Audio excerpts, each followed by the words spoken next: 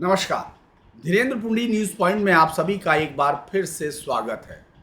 इस वक्त नेता प्रतिपक्ष राहुल गांधी इस तरह की जीत के घोड़े पर सवार हैं कि उनको लगता है उन्होंने वोट चोरी का मुद्दा एक ऐसा ब्रह्मास्त्र खोज लिया है जो पिछली 11 साल से प्रधानमंत्री मोदी की नीतियों को या उनके जनता के साथ जुड़ाव के तमाम नारों की पोल खोल सकता है। यानी वो ये मानते हैं कि प्रधानमंत्री नरेंद्र मोदी वोटों से नहीं जीते, वोट चोरी से जीते हैं। और जब उनको ये यकीन हो जाता है तो फिर आप जानते हैं उनको कोई उनके रास्ते से हटा नहीं सकता है। इस वक्त वो कल जब अपनी टीम के लोगों के साथ उन जो बहुत अच्छे से प्लान किया गया प्रोग्राम था, वो उन मृत वोटर से मिल रहे थे जो जिंदा थे लेकिन वोटिंग लिस्ट में उनको मृत घोषित किया गया था। अगर आप राजनीतिक तौर पर देखें तो ये एक बहुत बड़ा उनका जो सनसनी फैलाने वाला एक बड़ा सुर्खियों में आने वाला कार्यक्रम हो सकता था, लेकिन सुर्खियां कहीं और से आ गई। सुर्खियां पुणे की उस अदालत से आ गई जहां उनके वकील ने कहा राहुल गांधी की तरफ से, चूंकि वकील तो अपने क्लाइंट की तरफ से बोलता है, मेरी जान को खतरा है, मैं नहीं आ सकता।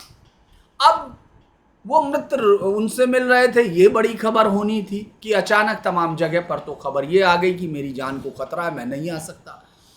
राहुल गांधी की जैसे ही टीम को यह समझ में आया कि ये क्या हो गया, और जब तक राहुल गांधी ये समझ पाते कि आखिर इस बयान का वहां अदालत में वो फायदा उठाने की कोशिश कर रहे थे, इस बयान से नुकसान ज्यादा हो सकता है, क्योंकि पिछले 10 साल से तो एक ही राजनीति हुई है कि वो प्रधानमंत्री मोदी से न डरने वाले अकेले राजनेता हैं इस पूरे देश में। और इस समय एक तानाशाही के सामने खड़ा हुआ एक लोकतांत्रिक नेता है जो लगातार सावरकर की विचारधारा से लड़ रहा है। वही सावरकर जिसके लिए उनकी दादी, जिन्होंने हिंदुस्तान का महान पुत्र कहा। लेकिन राहुल गांधी जब लड़ने पर आ गए तो वैचारिक तौर पर वो लड़ने पर आ गए। और अब ये कहानी क्या हुई, इस पर बातचीत करेंगे। राहुल गांधी के पिछले 10-11 साल के समय में ऐसा क्या हुआ कि उनकी राजनीति एक तरफ से उतरती है तो दूसरी तरफ जाती है, दूसरी तरफ से उतरती है तो तीसरा रास्ता ढूंढते हैं। वो भी कहीं ना कहीं ऐसा क्यों है कि हर बार राहुल गांधी अपनी ही टीम और अपने ही बयानों में घिर जाते हैं, इस पर बातचीत करेंगे। लेकिन मुझे हमारे इलाके के एक कवि की कुछ लाइनें याद आ रही हैं जो बचपन में कभी सुनी थी कि ज्ञानी बनने के लिए जितनी पोथियां मैंने पढ़ी उतना ही अज्ञानी हुआ मैं, ऊंचाइयां चढ़ने के लिए जितनी सीढ़ियां मैंने चढ़ी उतने ही नीचे गिरा मैं, साहसी बनने के लिए जितनी लड़ाइयां मैंने लड़ी उतना ही कायर हुआ मैं।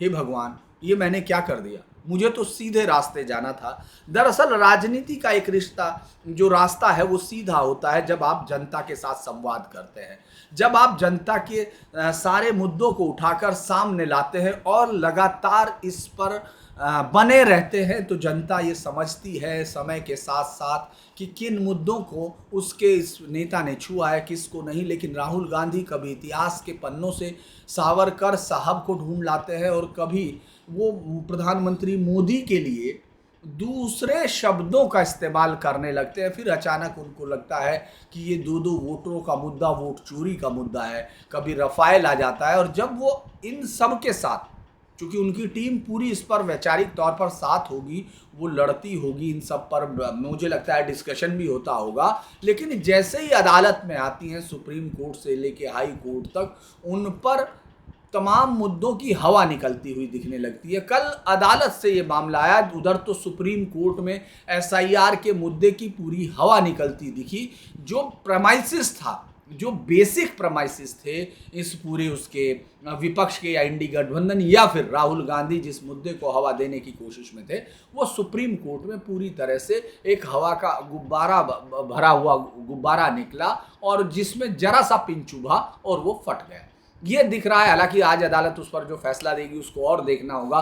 टिप्पणियां तो यही इशारा देती हैं, और जिस तरह का बयान सुप्रीम कोर्ट से निकल कर आया उनकी टिप्पणियों के बारे, उससे लगता है कि एसआईआर, कम से कम बिहार का एसआईआर राहुल गांधी को कोई रास्ता नहीं दे रहा। लेकिन ये चिंता की बात नहीं, हार राहुल गांधी के इस पूरे राजनीतिक कैरियर में जो 2014 से अगर हम मान लें, क्योंकि ये सरकार 2014 से है, जिससे नरेंद्र मोदी के सामने टकराते हुए राहुल गांधी एक घोड़े पर बैठे हुए नायक की तरह अपनी छवि प्रस्तुत करना चाहते हैं।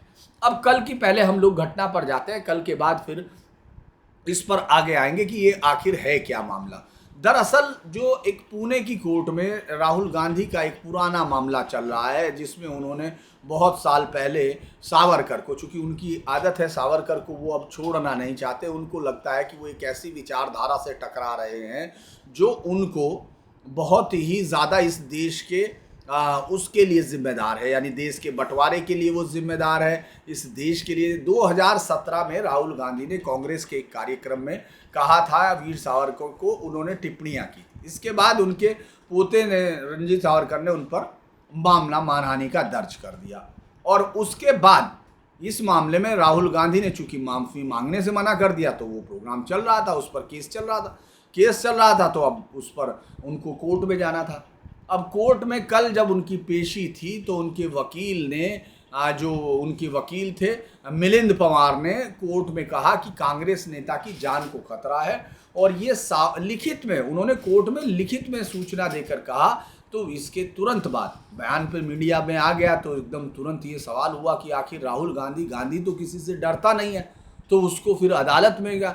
तो जैसे ये बातें फैलने लगी, तो सुप्रिया श्रीनेत्र, जो वहाँ की प्रवक्ता भी है, पार्टी की प्रवक्ता है, नेता है, उन्होंने तुरंत सोशल मीडिया पर लिखा कि राहुल गांधी के वकील ने ये बयान उनसे बिना पूछे कोर्ट में दाखिल कर दिया।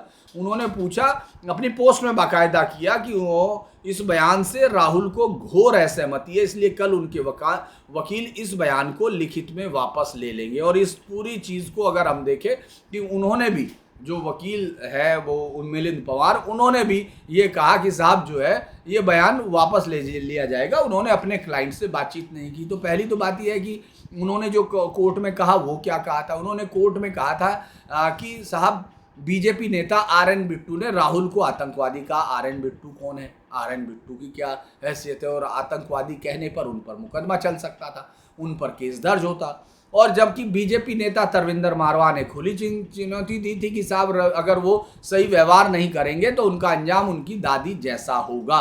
सावरकर केस में शिकायतकर्ता सात्विकी का संबंध सावरकर और गोडसे परिवार से है, तो वो अपने प्रभाव का दुरुपयोग कर सकते हैं। ये उनकी बातचीत थी। अगली सुनवाई इस पर 10 सितंबर को थी। अब चूंकि राहुल गांधी जो है वहां क्या मांग रहे थे, इस बात का बयान, दरअसल उन्होंने कहा कि उनको प्रिवेंटिव जो है वो दी जानी चाहिए, प्रोटेक्शन। अभी राहुल गांधी सुरक्षा घेरे में रहते हैं, जो देश के नेता प्रतिपक्ष को सबसे मजबूत सुरक्षा घेरा दिया जाता है, वो उसके अंदर रहते हैं। इसके बावजूद उनको कोर्ट में आने के लिए, एक तो ये पूरा जो आधार था, इसी पर लोगों को सवाल उठने शुरू हुए, तो उनकी पार्टी के लोगों को लगा कि ये तो उनकी छवि से टकरा गया है। और चूंकि जो शिकायत करता है वो नाथुराम गोडसे के वंशज है, लिहाजा उनसे खतरा हो सकता है। ये बात उनके पुराने बयानों के खिलाफ जाती है, जो राहुल गांधी के हम लोग एक के बाद एक बयान देख रहे थे, उनके खिलाफ जाती है। अगर हम राहुल गांधी की राजनीति को तब से अब तक देखते हैं, जिसमें उन्होंने अपने आप को एक ऐसा नेता के तौर पर प्रस्तुत किया है कि जो प्रधानमंत्री मोदी को सीधी चुनौती देने का एकमात्र उपलब्ध विकल्प है।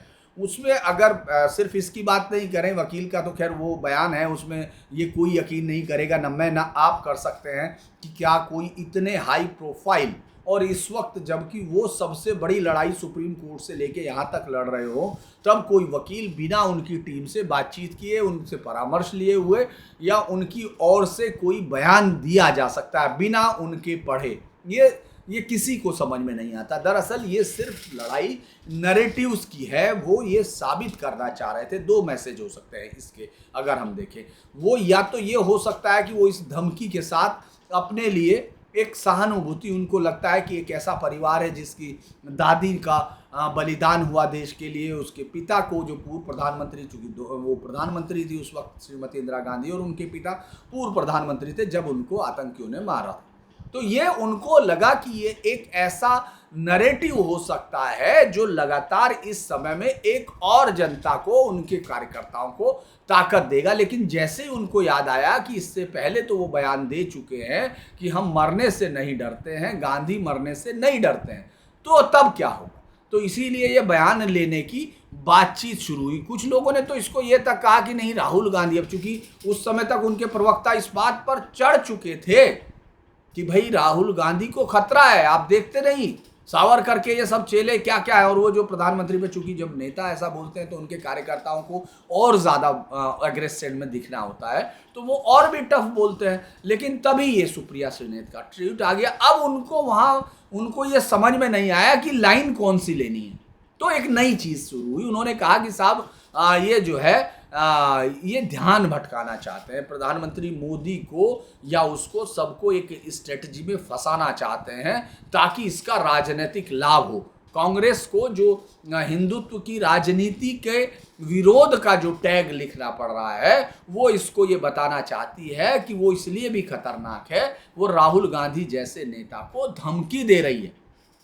ये सबसे पहले लोगों ने, ये नैरेटिव उनके लोगों ने बनाना शुरू किया कि ये एक बहुत ज़्यादा बड़ा स्ट्रॉन्ग नैरेटिव है। गोडसे और सावरकर परिवार की गांधी परिवार से निरंतर वैचारिक जंग है, और साथ ही साथ वो गांधी परिवार के खात्मे के लिए, यानी गांधी परिवार जो उनके कार्यकर्ताओं की उम्मीद का चिराग है, उसको बुझाना चाहते हैं। ये इसको नैरेटिव को देने की कोशिश की। ये बयान सुर्खियां बन गया। अब कांग्रेस ने वकील का निजी बयान बनाया। इसको क्या कहा, वो इसको ये दिखाना, उनके नेताओं का कहना ये है कि हमने इस बयान से ये हासिल किया कि बीजेपी का एक हिंसक इतिहास है और गांधी फैमिली इसका निशाना रही है। लिहाजा एक जो वहाँ आपको मालूम है किसने आतंक किया, पंजाब के आतंकियों के साथ मिले हुए, और तब उसका श्रीमती इंदिरा गांधी का बलिदान हुआ। राहुल गांधी किससे मारे गए वो मालूम है कि वो जो है किस तरह से उन्होंने तमिल टाइगर्स के उनके साथ रिश्ते जुड़े। इसमें से कोई रिश्ता, किसी भी परिवार का रिश्ता नाथूराम गोडसे या सावरकर के साथ नहीं जुड़ता है। तो इस नैरेटिव का क्या फायदा हो सकता है? इस नैरेटिव का फायदा ये हो सकता है कि जो कांग्रेस लगातार अपने तुष्टीकरण के आरोपों से झेल रही है, वो चाहे, अब चूंकि एक तो सबसे बड़ा भगवा आतंकवाद वाला मुद्दा पिट गया, अब इसके बाद ये भी ऐसा हुआ, तो कांग्रेस एसआईआर के मुद्दे को देख चुकी थी। शायद ये उनके दिमाग में आया कि ये एक नई राजनीति हो सकती है, लेकिन अब चूंकि सोशल मीडिया पर जनता के रिएक्शंस तुरंत आने लगते हैं, तो इसको उन्होंने तुरंत वापस लिया और इसको एक राजनीति की मैदान बनाकर रख दिया। दूसरा क्या है कि भाई ये जो मैं नहीं डरता हूँ, भाई राहुल गांधी नहीं डरते, उनके लीडर नेता की छवि को मजबूत करना है, तो पहले वकील से दिलवा दिया बयान कि साहब उनको जान का डर है, प्रिवेंटिव सिक्योर वो दिया जाए, प्रोटेक्शन दिया जाए। और दूसरी तरफ राहुल गांधी की नाराजगी शो करा दी,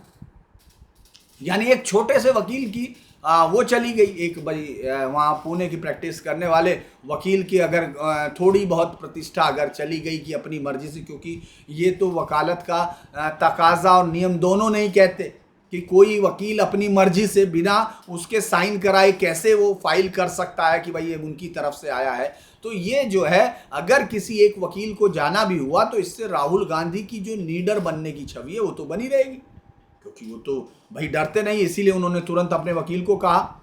ये दरअसल 25 मार्च 2023 की प्रेस कॉन्फ्रेंस आप याद कीजिए, जिसमें गांधी माफ़ी नहीं मांगते।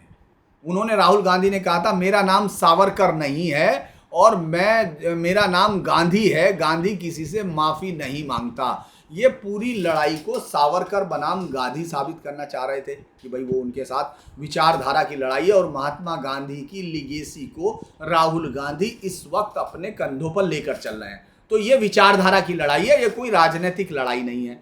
उन्होंने इसको कोशिश की कि उनके माफ़ीनामे को सार्वजनिक करके बार बार उसको दिखाने की कोशिश करें। अब ये संदेश भले ही था कि भाई मेरी चाहे सदस्यता, ये उन्होंने तब दिया था जब उनको मोदी सरनेम केस में, जिसमें उन्होंने कहा था सारे चोर मोदी नाम से क्यों होते हैं, ये सब जब उन्होंने कहा था, तो उसके बाद ये सवाल उन्होंने दिखाया था कि वो डरते नहीं है। लेकिन अभी ऐसे ही मामले में वो तब जाकर फंस गए जब उन्होंने इसको बिना जाने सोचा था। अब उन्होंने माफ़ी किस किस पर मांगी, आपको मालूम है, इस पर माफ़ी मांगने से उन्होंने इनकार किया था, इसीलिए वो केस भी चल रहा है। राफेल मामले में उन्होंने मांग के जो है मानहानि के बाकी मुकदमों में उन्होंने माफ़ी नहीं मांगी, वो राफेल वाले पर माफ़ी मांगी। चौकीदार चोर है, ये खेद व्यक्त किया था, उन्होंने कहा, जोश में आकर ये नारा दिया था। तो जो अगर हम उनकी इस पूरी पॉलिटिक्स को गौर करते हैं तो वो अपने आप को एक ऐसे, मतलब उनके लोगों के बीच में तो एक द्वंद्व है कि वो एक साहसी है या फिर एकदम बिल्कुल ही जिसको अक्सर उनकी विरोधी पार्टियां इस्तेमाल करती हैं वो है क्या। ये दो अलग अलग छवियां आपको साइबर मीडिया पर उनकी दिखाई देगी। जो एक तरफ उनके समर्थक उनको कह रहे हैं कि साहब वो बड़े मुद्दे उठाते हैं, बिना डरे हैं, प्रधानमंत्री, अडानी, इन सब के साथ है। दूसरी तरफ सब लोग उनको बताते हैं कि वो राजनीतिक तौर पर इतने अरसे बाद भी आज तक परिपक्व नहीं हो पाए हैं।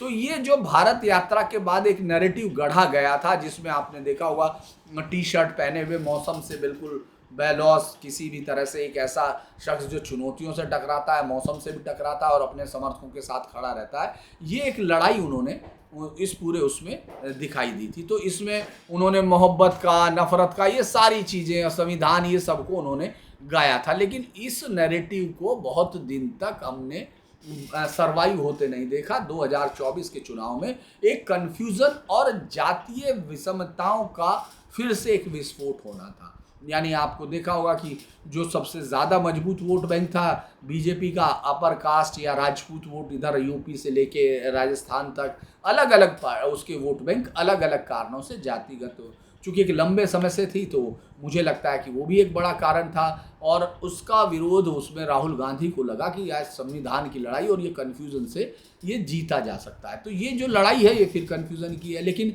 2014 में उनके पास सिर्फ 44 सीट थी, 2019 में वो 52 पर आए और 2024 में चूंकि 99 सीट आ गई, तो उनको लगता है इस बार वो सीटें 299 हो जाएंगी। बस कन्फ्यूज़न रखना चाहिए। अगर हम उनको देखते हैं तब से 2014 से जब से वो आते हैं, तो उन्होंने लगभग 40 से अधिक चुनाव हारे हैं। कांग्रेस ने 60 विधानसभा में, वैसे लोग तो 90 चुनाव सारा जोड़ लेते हैं सब चीज़ों का, लेकिन एक अमूमन डाटा जो वो दिखता है, विधानसभाएं 60 विधानसभाओं से ज़्यादा चुनाव हुए पिछले 10 सालों में, 15 सालों में, उनमें से वो 40 से ज़्यादा चुनाव हारे हैं और बाकी सब में ज़्यादातर में उनका जो बचते हैं उनमें से नहीं था पार्टी का, तो इसलिए उसकी हार को, जैसे पंजाब, और जीत कहाँ हुई, 2017 में उनको पंजाब की जीत मिली थी, कर्नाटक में उनको 2018 में जीत, मतलब वो जनता दल सेकुलर के साथ मिलके बनाई जीत सबसे बड़ी पार्टी के तौर पे, फिर वहाँ से गिरी। राजस्थान में उनको जीत मिली 2018 में, चूँकि अशोक गहलोत के समय में उनको बहुमत मिला।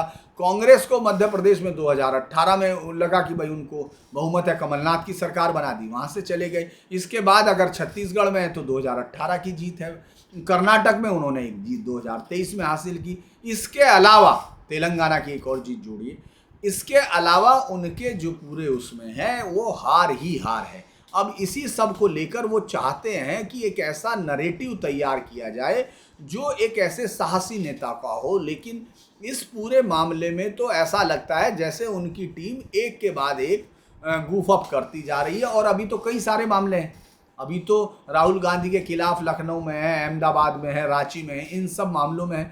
क्या उन सबके वकील भी इस तरह का बयान दे सकते हैं, ये देखने की ज़रूरत है। लेकिन मैं ये मान सकता हूँ कि राहुल गांधी का इस समय जो भी दांव वो चलते हैं, या तो उनकी टीम उनके दांव को विफल कर रही है या उनकी खुद की राजनीति का कन्फ्यूज़न उसको विफल कर रहा है, वो निकल नहीं पा रहे हैं उससे। मैं बार बार उस चीज़ को दोहराना नहीं चाहता कि ये जो चुनाव का मुद्दा है, ये तो बहुत बड़ा मुद्दा उन्होंने सरकार को दिया और इस देश को दिया। ये मुद्दा तो इस देश को दिया गया मुद्दा है, जो ये बताता है कि किस तरह से इस देश में ये सफाई ज़रूरी है। अभी दो सबने दिखाने शुरू कर दिए, सबके पास है, तो ये बताया गया कि क्यों है। सबका मतलब एक बहुसंख्यक आबादी जो माइग्रेट कर रही है, इधर से उधर जा रही है, और वो अपने आप को वहाँ उसको पुराने उसको कार्ड को हटाए बिना, मतदाता कार्ड पत्र को, और जो उनका मतदाता प्रमाण पत्र है, पहचान पत्र है, उसको हटाए बिना दूसरा ले रही है। तो ये तो बहुत ज़रूरी है। हो सकता है कि इस तरह की कवायद से एक ऐसी साफ सुथरी मतदाता सूची बन के निकल के आए जिस पे हर किसी को यकीन हो, क्योंकि बाकी सब पर तो सरकार ईवीएम से लेके सब चीज़ों पर तो वो सुप्रीम कोर्ट में आज तक कोई सबूत पेश नहीं कर पाए। अब अगर ये मतदाता सूची का मसला भी चुनाव आयोग ने जिस तरह से कहा कि भाई हम लोग तो, और कल उनकी बातें लगातार मानती दिख रही थी और आज भी सुप्रीम कोर्ट पर इस पर सुनवाई होगी, वहाँ भी नहीं लगता कि उनको कोई बहुत वो मिलेगा। तो जो इस तरह के मसले आते हैं वो बार बार राहुल गांधी के पूरे उनके कैरियर को एनालाइज करने का बार बार लोगों को मौका देते हैं। जो उनके पुरानी जो पार्टी है उनकी, वो माफ़ कीजिएगा, जो उनके पुराने जो बयान है वो सामने आ जाते हैं, उनकी पार्टी की पुरानी कहानियां सामने आ जाती हैं। और अगर वो अपने इशू पर टिके रहते जो आपको हर बार बदलते दिखते हैं, इस बार वो कोशिश कर रहे हैं कि संविधान का जो जिस तरह से वोट की चोरी हो रही है वो उस पर टिकेंगे, लेकिन हमको ये देखना होगा कि बिहार चुनाव के बाद वो अपना ये टेम्पो बनाए रखते हैं या नहीं। माफ़ करना, मैं बिहार चुनाव हार इसलिए कह रहा हूँ क्यों, जो अभी तक है, हो सकता है ग्राउंड पे जाएंगे तो आपको अलग अलग चीज़ें मिलती हैं, जनता वहाँ जदयू के वोट को कैसे देख रही है वो तो वहीं से पड़ेगा, लेकिन आज की डेट में जो कास्ट बैलेट, जो बैलेट और उसकी बीच की लड़ाई है, कास्ट की जो लड़ाई है, उसमें कम से कम बिहार में इस वक्त जो गणित है वो मौजूदा गठबंधन के पक्ष में ही दिख रहा है। राहुल गांधी एक प्रयास करेंगे, देखेंगे उनकी यात्रा किस तरह जाती है। अगर उनकी यात्रा का यहाँ सुप्रीम कोर्ट से ही हो सकता है समापन हो जाए, तब वो वोटर को क्या कहेंगे, उसके लिए उन्होंने कोई तैयारी की होगी तो पता चलेगा। अभी तो नहीं दिख रहा है, क्योंकि अभी तो उनकी तैयारी सावरकर बनाम राहुल गांधी या गांधी फैमिली की जो लड़ाई थी वो भी पटरी से उतरती हुई दिख रही है। आप लोगों से अनुरोध है कि आप वीडियो को लाइक कीजिए, सब्सक्राइब कीजिए, शेयर कीजिए अगर आपको अच्छा लगता है, और अगर आप हमारे मेंबर बनते हैं तो उसके लिए भी आपका बहुत बहुत शुक्रिया। हम लोग रात को 8 बजे लाइव पर मिलेंगे। आप आज के लिए इतना ही।